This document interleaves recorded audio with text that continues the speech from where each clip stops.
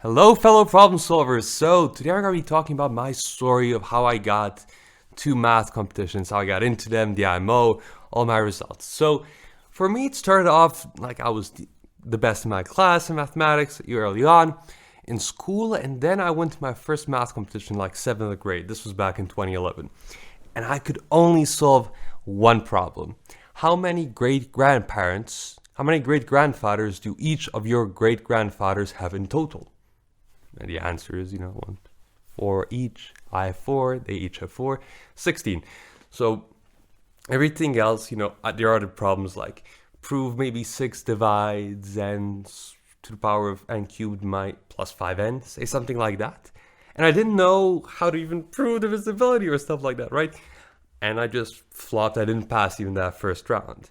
And then next year, I got lucky in the sense I came across a notebook by a former math competitor that was in the library, like a printed out notebook. And I just went over the notebook and was learning about proofs by just watching somebody else's proofs. I was learning what a proof is just by virtue of doing that.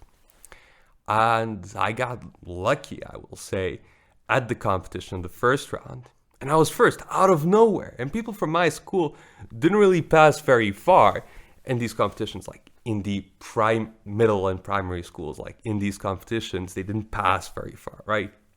Because in high school, they would recruit people. So I passed that one. And then a day or two, or a couple of days before my second round of competing, the cantonal level, I met the person they called the chef. And it was like an urban legend, there's this guy, he sees a problem, you give him a problem, he'll immediately solve it, right? So I remember meeting him. I was walking up to school, being late for some reason, and I met the guy, and he taught me how to do angle chasing in geometry, something very basics, you can actually mark an angle as X, and from there on, you can then calculate other angles. I'm whoa, that's interesting. In geometry was the only thing I didn't really do at that first round. So when the cantonal level came, I did the geometry and another problem. And then I passed to the next one, the federal level. And there also, I like to think I got very lucky.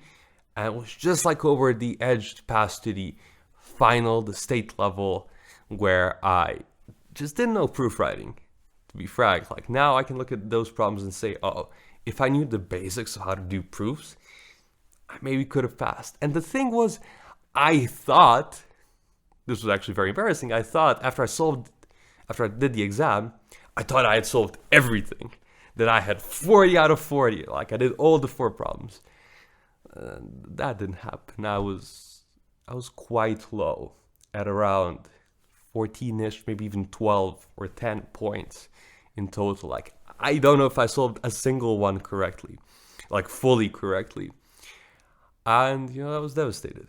From that, I remember crying after that competition. But then I got to work with the chef, which means boss in my language. The boss, I got to work with him over the next year. And so the next time, the year later, I came to the Junior Balkan Math Olympiad team selection test for my country. And I was first. I lost 2 points out of 40. And it was a long thing, but I think they were looking at places to take away points. And I flipped a sign somewhere and did an inequality thing, which I'll mention when I do those problems from that specific Junior Balkan Math Olympiad team selection test. After that, I get to the Junior Balkan Math Olympiad, and I'm insanely stressed out, right? I didn't know how to enjoy myself. And literally days before the competition, I would be looking at Engel's problem-solving strategies, trying to learn more just before the JBMO. And what ended up happening is, it wasn't visible stress, really. It wasn't I couldn't sleep at night.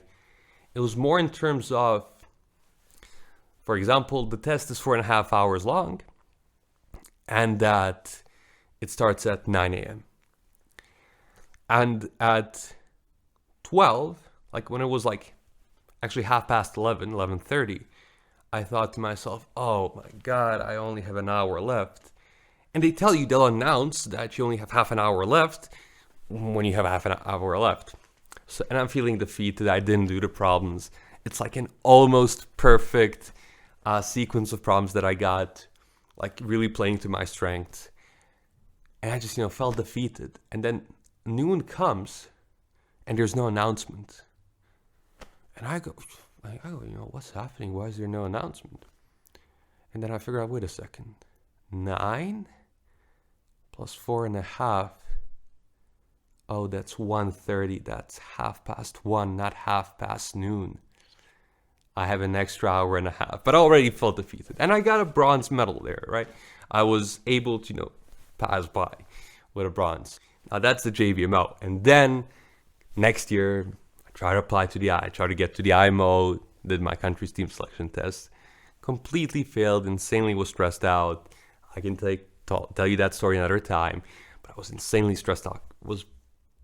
Just very, very stressed the night before, and I flopped completely. Like, there was an expectation I maybe could pass, like I might be one of those people that, could potentially pass to the IMO if the problems are right and if I'm in the right state of mind, but I just wasn't, and I was, 20th out of 40 people or something, something like that. I was in the middle.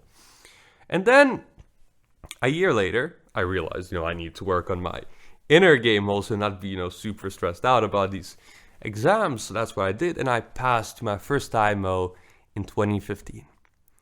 And there's a long story there, but I got a bronze medal. I was best in my team. And from there on, that bronze medal really, when I applied to colleges and universities in 2016, that bronze medal was a really, really strong thing in my application from the IMO.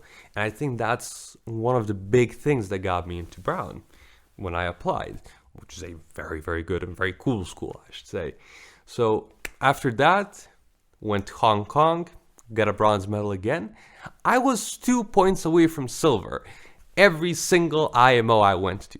Exactly 2 points away from silver every single time. Remarkable consistency. The only one in the world who has that consistency as of the making of this video. I actually wrote a little script to check that out. And then I went to Hong Kong. After I got the bronze medal, I was just devastated. I was really hoping to get gold, and guess not. There are a ton of regrets I have for these competitions, and the biggest regret is really something that I worked on at the final IMO. I just decided to enjoy it, to enjoy the fact that I'm in Rio de Janeiro, a beautiful city where I did my final IMO. Again, 2 points away from bronze, but this time it didn't hurt a lot. I enjoyed myself in Rio. It was an absolutely stellar way to go. And now I went to Brown, finished a computer science degree. At the end of my Brown education, I thought in 2017 of starting a YouTube channel for competitive mathematics, but I decided, not to do it for reasons I'll get into in another video. And then after COVID happened, 2020, I decided, okay, I saw this YouTuber, Michael Penn, putting these videos for math competitions, and there are people watching it. And I thought, I can do the same thing, right? I can also provide some extra motivation because I have this wealth of experience from doing these things, and I've taught a lot of people for a long, long time. Ever since I was, say, the 10th year of my education, right? So the second year or sophomore in high school, since then I would teach my third year, fourth year, and during my gap year, during which I went to the IMO, right? I would still teach people. And even now I come back sometimes when we have some camps here and I do some lessons, for competitive mathematics. It's a nice little thing, right? It keeps you sharp. So that is my story about how I got to the IMO. And there are a lot of defeats along the way, right? The first competition, I didn't know what a proof was. And I couldn't really do anything. The second year around, I sort of could. I maybe knew a little bit of something, but I was really, really lucky, right? Looking back, there's a tremendous amount of luck that happened. And then I'm kind of doing something, I'm kind of good, but I'm kind of, like lagging behind on the inner game. My biggest thing, I think a big reason why I was good, like good enough to get a bronze medal, is because I had a peer who was at the same or better level as me, right? And she would study a lot. She would, she was very, very good in competitions. And I would always try to compete with her, beat her, because we were peers. And that is something that, pushed me. If I was lagging behind on homework and she was getting better, I would see that at the exam and I'd go, man, I gotta up my game. I can't let her destroy me like this. And there's a funny story about my 8th grade competition where I didn't get a full scholarship for my school, and she had something to do with that. Now, though that's a story I can tell another time if you're interested. That's my story for math competitions, how I got to the IMO. There was a lot of practice along the way, and as always, thanks for problem solving.